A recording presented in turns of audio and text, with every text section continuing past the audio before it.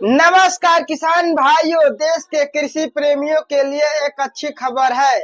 कृषि मंत्रालय के न्यूनतम आंकड़ों के अनुसार इस साल खरीफ फसलों की बुआई का कुल रकबा पिछले साल की तुलना में 6.5 लाख हेक्टेयर से भी ज्यादा बढ़ा है। केंद्रीय कृषि मंत्री शिवराज सिंह चौहान ने कृषि क्षेत्र की मौजूदा स्थिति और भविष्य की तैयारियों की समीक्षा के लिए एक उच्च स्तरीय बैठक की अध्यक्षता की। इस बैठक में खरीफ फसलों की प्रगति, रबी सीजन की बुआई की तैयारियां, बाढ़ प्रभावित इलाकों की स्थिति, उर्वरकों की उपलब्धता, मूल्य रुझान और जलाशयों में जल भंडारण की स्थिति पर विस्तृत चर्चा हुई। अधिकारियों ने जानकारी दी कि खरीफ फसलों के तहत कुल बुआई क्षेत्र 6.51 लाख हेक्टेयर बढ़कर 1121.46 लाख हेक्टेयर हो गया, जो पिछले साल 1114.95 लाख हेक्टेयर था। प्रमुख फसलों धान, मक्का, गन्ना, गेहूं और दलहन के रकबे में वृद्धि दर्ज की गई। विशेष रूप से उड़द की बुआई 22.87 लाख हेक्टेयर से बढ़कर 24.37 लाख हेक्टेयर तक पहुंच गई है। बागवानी फसलों के क्षेत्र में भी उल्लेखनीय प्रगति देखी गई है।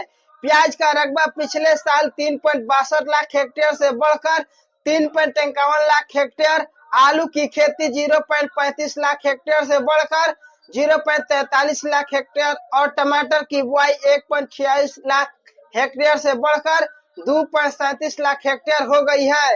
ये आंकड़े दर्शाते हैं कि सब्जियों के उत्पादन में स्थिर और सकारात्मक रफ्तार बनी हुई है।